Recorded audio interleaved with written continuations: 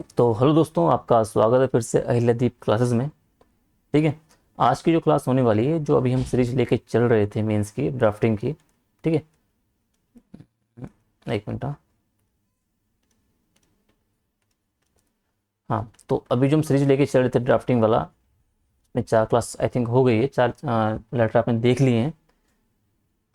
तो उसे छोड़ के थोड़ा इंपॉर्टेंट टॉपिक था मंत्रालय उत्तरकाशी में आपदा जो आई है उसके लेके। क्योंकि उत्तराखंड के नागरिक होने के नाते हमारा फर्ज बनता है कि जानना उत्तराखंड अपने राज्य में चीज़ें क्या सही हो रही है, चीज़ें क्या गलत हो रही है, उनके कारण क्या है, परिणाम क्या है। और आप एक जब तैयारी करने वाले छात्र हैं तो आपके एग्ज़ाम की दृष्टि से भी यह बहुत महत्वपूर्ण हो जाता है। तो इसलिए ये टॉपिक लाना थोड़ा ज़रूरी हो गया था। तो आज हम ये देखते हैं। ठीक है। और एग्ज़ाम इसमें हम देखेंगे कि भाई कि ये धराली आपदा कैसे आई थी, कारण क्या थे, परिणाम प्रभाव क्या हुआ उसका, वर्तमान स्थिति क्या है, रात अभियान जो वहाँ चल रहा है, और वर्तमान दृष्टि से आपके एग्ज़ाम के मोड में क्या इम्पोर्टेंट हो सकता है, इसमें से सवाल कैसे बन सकते हैं मुख्य परीक्षा को लेके, अपर और लोअर पीसीएस और एफआरओ में, चाहे आरओ का हो। ठीक है। तो देखते हैं कि चीज़ें हैं क्या ये। बैकग्राउंड आप पिक्चर देख रहे होंगे, धराली की है, आपदा के समय की, जब वहाँ बाढ़ आई थी, मलबा वगैरह आया था। ठीक है। तो आप तस्वीर से अंदाज़ा लगा सकते हो कि स्थिति पहले क्या थी, कितने घर बसे हुए थे, पर्यटन का जो पूरा यहाँ पे वातावरण था, लॉज स्टे सभी थे, और फिर आगे क्या से क्या हो गया है। ठीक है। अब शुरू करते हैं कि न्यूज में है क्यों। तो 5 अगस्त 2025 को क्या हुआ था, उत्तरकाशी के धराली गांव में आपदा आई थी। एकाएक ऊपर से मलबा आ गया था, भारी मात्रा में पानी बड़े बड़े बोल्डर को लेके, जिससे पूरा धराली गांव जो है तहस नहस हो गया है। लग ही नहीं रहा है कि वहाँ पे पहले कभी कोई गांव हुआ करता था।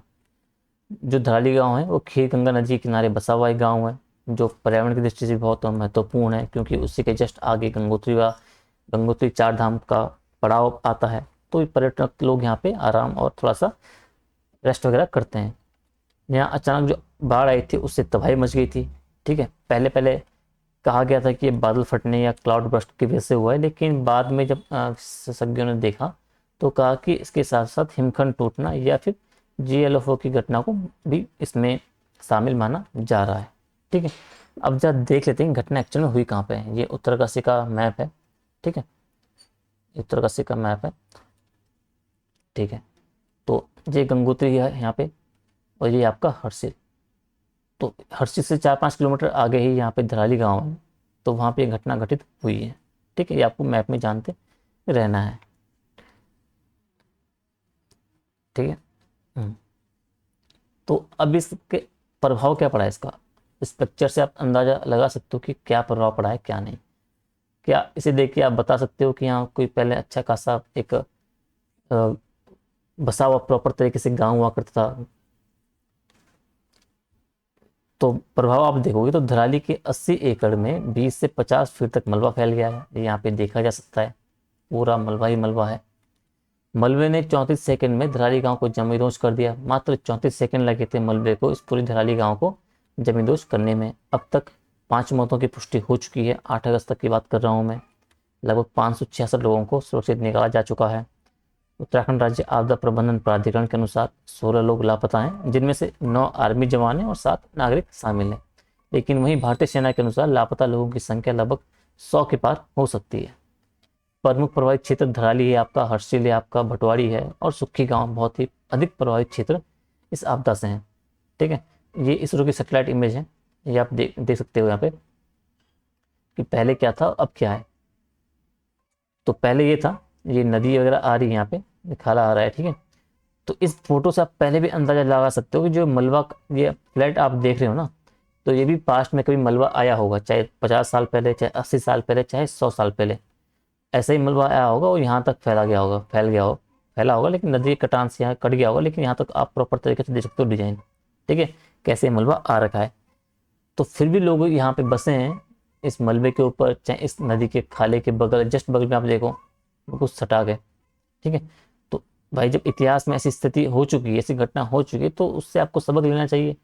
इन नदी नालों के बीच में जस्ट बगल में आवास बिल्डिंगें बनाने से बचना चाहिए। ताकि आप प्रभावित ना हो, लेकिन नहीं, यहाँ बसे हैं उस चीज़ को, सुरक्षा को नज़रअंदाज करके, और उसी का प्रभाव अब यहाँ आपने देखा होगा कि जब आपदा वगैरह आई थी, ये नदी पूरा खाला आया था, तो पुरानी स्थिति आप देख सकते हो, सेम उसी पैटर्न में पूरा का पूरा मलबा फैल गया है।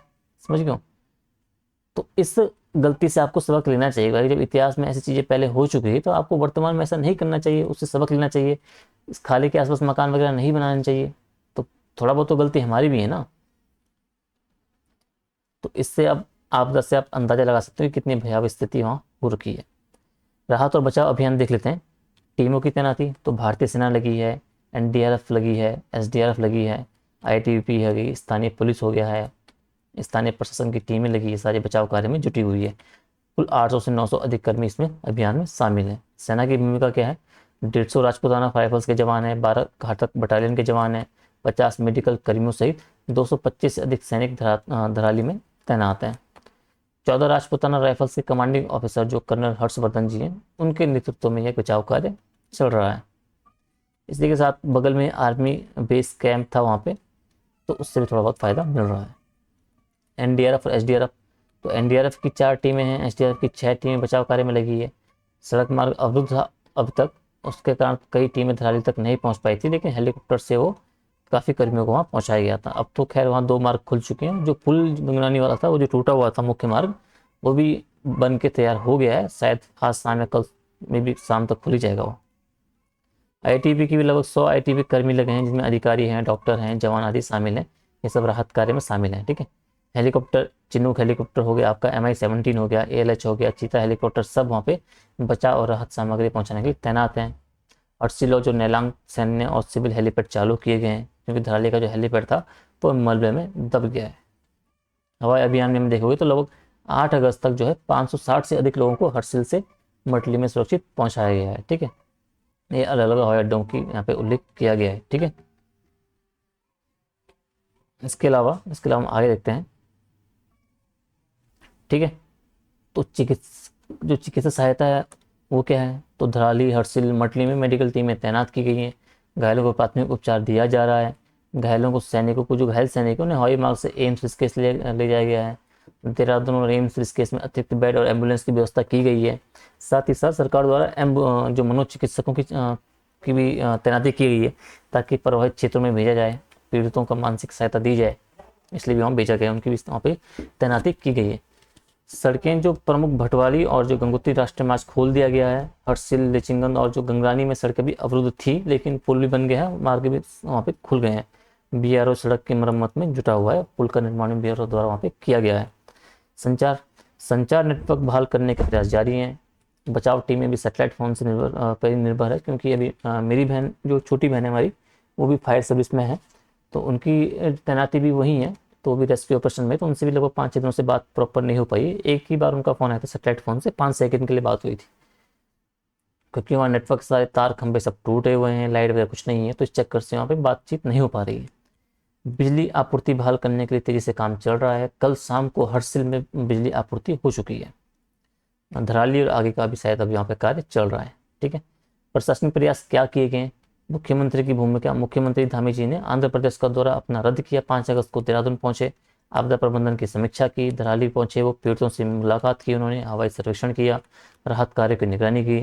केंद्र सरकार से भी, मोदी जी से, प्रधानमंत्री जो हमारे हैं उनसे, प्रधानमंत्री जी से, गृह मंत्री अमित शाह जी से, मुख्यमंत्री धामी जी से बात की उन्होंने, और हर संभव सहायता का आश्वासन दिया है।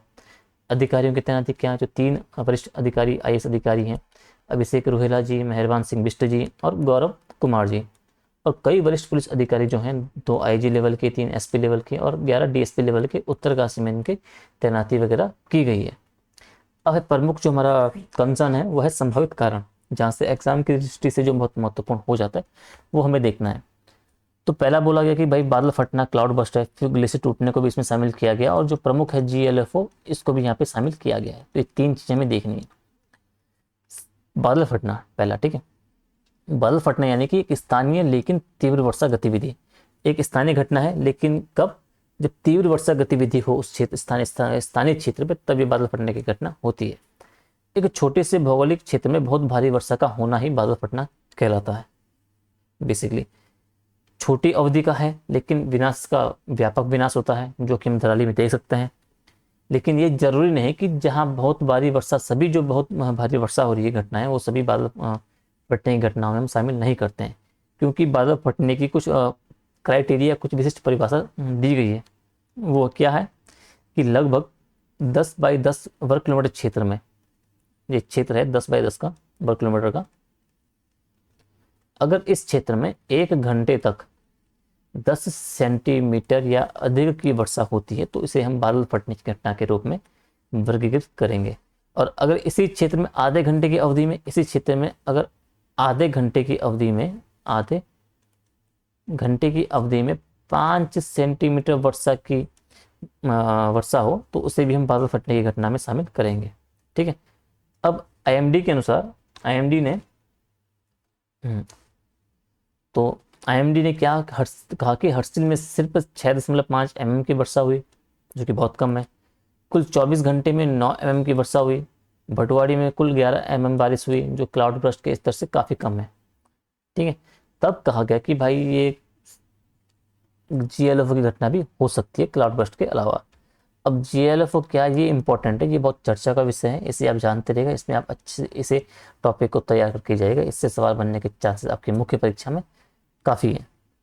जीएलएफओ यानी कि glacier leak outburst flood, glacier झील का फटना। अब ये दो तरीके से होती हैं, सुप्रा ग्लेशियर झीलें क्या होती हैं और हिमोड बांधित झीलें यानी कि मोरेन डैमेड लेक्स क्या होती हैं, ये 2 टाइप से होती हैं। ठीक है। अब नेशनल रिमोट सेंसिंग सेंटर के अनुसार 28,000 हिमनद झीलें हैं इंडिया में कुल। ठीक है। और अधिकांश जो है 4500 मीटर से ऊपर की है, और ये सभी हैं हिमोड बांधित झीलें। जो ये मोरेन डैम लेक होती है ना, ये 4500 मीटर से ऊपर की झीलें होती है, और अधिकांश जो ये 28,000 ये सारी इसी तरीके की हैं, और यही इंपॉर्टेंट है, ये हम आगे देखते हैं। ठीक है। हिमनद झील क्या होता है प्रॉपर ये देख लेते हैं। तो हिमनद बर्फ के पिघलने से निर्मित जल निकाय, आमतौर पर हिमनदों द्वारा उनके संचलन के दौरान जो गड्ढे बनते हैं, जो बेसिनों का निर्माण होता है, वो निर्मित होते हैं, उन पर भी जब हिमनद पिघलती है उससे जो जल निकाय बनता है वो झील कहलाते हैं। इस तरीके से ये गड्ढे बने हैं। अब ये ग्लेशियर वगैरह जो पिघल रहा है, जो पानी आ रहा है, तो यहाँ पे एक झील का निर्माण कर देती है इस तरीके से, तो यही कहलाती है आपका हिमनद ग्लेशियर झील। अब जीएलएफओ, तो जीएलएफओ की घटना क्या है भाई, जब बांध की विफलता के कारण हिमोड या हिम बांध से पिघले पानी का निकलना ही जीएलओएफ कहलाता है। यानी कि जो ये बांध बना है ना एक तरीके का, इसमें से अगर ये हिमोड या ये पानी निकले एकदम से एकाएक मात्रा में, तो यही जीएलएफओ की घटना कहलाती है। बात ग्लेशियर जो झील का फटना, फटेगी कब, किस तरीके से, या तो अचानक कभी कभी सक्रिय रिसाव होगा, या तीव्र गति से घटित घंटों से लेकर कई दिनों तक ये रिसाव होता रहेगा, पानी निकलता रहेगा, या नदी में बड़ी मात्रा में जल का रिसाव होगा, तो इस तरीके से होता है। अब प्रमुख कारण किस तरीके से जीएलएफओ की घटना होती है ये जानते रहना आपको। तो किस तरीके से होगी, तो कम समय में बर्फ का अचानक खिसकना। कम समय में क्या होगा, बहुत कम समय में जो बर्फ का टुकड़ा है ये भारी मात्रा में खिसक के झील में आ जाए। अब जब नीचे आएगा तो होगा क्या, जो पानी यहाँ पे रुका हुआ है एकदम से नीचे आ जाएगा, भारी मात्रा में बाढ़ जैसी स्थिति पैदा कर देगा। हिमोड बांध अस्थिरता और बर्फ बांध की विफलता, तो हिमोड बांध टाइप का जो बना हुआ है, अगर इसमें अस्थिरता आ जाए, बर्फ बांध की विफलता, तापीय तनाव, पानी के दबाव, आंतरिक पिघलने के कारण, जो बर्फ वगैरह अगर तापीय ग्लोबल वार्मिंग के जरिए पिघल जाए, पानी का दबाव बढ़ता जाए, इसके जरिए भी ये बांध यहाँ पे डिस्टर्ब हो सकता है। भूकंपीय गतिविधियाँ, भूकंप वगैरह आ गया है, जिससे कि भूकंपीय हलचल हो, पर्वतीय क्षेत्र में जो विवर्तनिक की हलचलें वगैरह हो, उससे भी यहाँ पे हलचलें पैदा हो सकती है, पानी बाहर निकल सकता है, या झील वगैरह ये जो बांध है पूरा टूट सकता है। इसके अलावा प्रमुख सबसे इंपॉर्टेंट है मानवीय गतिविधियाँ, अनियमित जो शहरीकरण हम कर रहे हैं, अतार्किक जो खनन कर रहे हैं, वनों की जो कटाई हम भारी मात्रा में अंधाधुंध चल रही है, बड़ी बड़ी जो जल विद्युत परियोजनाओं का निर्माण हो रहा है, इन सब से क्या हो रहा है, ये बहुत ही व्यापक रूप से प्रभावित हो रहा है, ग्लोबल वार्मिंग बढ़ रही है, जिससे ग्लेशियर वगैरह सारे पिघल रहे हैं, और ये जीएलएफओ की घटना वगैरह इनमें बारंबारता बढ़ रही है इनकी ऐसी घटनाओं में। अब जीएलएफओ को आपको जानते रहना है, मुख्य परीक्षा की दृष्टि आपके इंपॉर्टेंट है। अब जीएलएफओ को मैनेज करने के लिए, प्रबंधन करने के लिए, इनका प्रबंधन एनडीएमए में क्या दिशा निर्देश दिए गए ये आपको देखना है। तो एनडीएमए ने बोला है कि वह 6 उच्च जोखिम वाली झीलों की पहचान की गई है पूरे भारत में, जिनसे बहुत ज़्यादा खतरा है भारत को। ठीक है। साथ ही जोखिम आंकलन और समन योजना की बात की गई है, risk assessment and mitigation plan की बात की गई, इसके लिए विशेष अभियान शुरू किए जाएंगे। केंद्रीय जल आयोग क्या करेगा, सभी पुराने और नए बांधों की डिजाइन की समीक्षा करेगा, जिसकी बात की गई है। नए बांधों के लिए क्या किया गया है, जीएलएफओ के अध्ययन अनिवार्य कर दिया गया है कि भाई आपको जीएलएफओ का अध्ययन अनिवार्य रूप से करना है। जहां भी नए बांधों का निर्माण किया जा रहा है उसके आसपास अगर कोई जीएलएफओ प्रभावित हो रहा है या नहीं है, इस तरीके का आपको पूरी जांच आपको करनी होगी अनिवार्यतः। और साथ ही जो प्रमुख राज्य हैं प्रभावित, उत्तराखंड हो गया, हिमाचल हो गया, सिक्किम हो गया, अरुणाचल हो गया, उनमें जीएलएफओ की समन परियोजनाओं के लिए एक उच्च स्तरीय समिति बनाई जाएगी जो इसका सर्वेक्षण करेगी, इसका एनालाइज करेगी। ठीक है, अब भाई ये सब तो आपने देख लिया, अब आगे की राह क्या होनी चाहिए, आगे क्या किया जाना चाहिए। तो भाई समन रणनीति की खोज करना है, संरचनात्मक उपाय करने हैं और गैर संरचनात्मक उपाय करने हैं। संरचनात्मक उपाय में क्या करना है और गैर संरचनात्मक उपाय में क्या करना है। तो संरचनात्मक में आपको क्या करना है कि झील जो है उससे धीरे धीरे पानी निकालना है। अब जो ये झील बनी ना, अगर ये ऐसी तकनीकें लाई जाएं, ऐसी मशीनें लाई जाएं, ऐसी व्यवस्था की जाए कि धीरे धीरे इस झील का पानी कम किया जाए, तो अगर भविष्य में झील फटती भी है, टूटती भी है, तो पानी इतना कम रहे उसमें कि एक बाढ़ जैसी स्थिति वहाँ पे उपस्थित ना हो पाए। तो ये हम कर सकते हैं। सुरक्षित जल निकासी के लिए एक ढांचागत व्यवस्था करना, ऐसा व्यवस्था हम निर्माण कर सकते हैं ताकि जो जल निकासी है वो सुरक्षित रूप से हो, उससे आम जनता या स्थानीय लोगों को या वातावरणीय नुकसान ज़्यादा ना पहुँचे। तो ऐसी व्यवस्था में करना है। गैर संरचनात्मक उपाय में तो स्थानीय जो चेतावनी प्रणाली है, जो जन जागरूकता अभियान है, जो समुदाय आधारित तैयारियां, वो हमें व्यापक तौर पर अच्छी तरीके से करनी है। स्थानीय चेतावनी जो प्रणाली है उसे त्वरित बनाना है हमें। जो निगरानी और पारंपरिक चेतावनी प्रणाली उसको उन्नत करना है, R&D में रिसर्च करना है, इसरो की हेल्प लेनी है निगरानी जो, ताकि जो एनालाइज कर सकें time to time, weekly monthly देखते रहे ग्लेशियरों को, उस जीएलएफ जो झील उसे देखते रहे कि भाई इसमें क्या क्या चेंजेस आ रहे हैं, बर्फ कितनी पिघल रही है, क्लाइमेट चेंज की वजह से कितना प्रभाव पड़ रहा है। इसके अलावा सहयोग, आपसी सहयोग को बनाना है, रणनीतिक विकास करना है और जो तकनीकी विशेषज्ञता है उसमें भरोसा करना है, उसको ज़्यादा से ज़्यादा बढ़ावा देना है और क्षमता निर्माण को भी बढ़ावा देना है। तो ये कुछ उपाय हैं, गैर संरचनात्मक उपाय, जिन्हें हम अगर निभाते हैं, जिन्हें अगर उचित व्यवस्था करते हैं इनकी, तो एक जो जो जलफू जैसी घटना है, जो ऐसी आपदाएं आ रही है ग्लेशियर पिघलने से, ऐसे एकाएक बाढ़ आने से, तो उसका जो व्यापक प्रभाव पड़ता है उसे थोड़ा सा हम कम कर सकते हैं।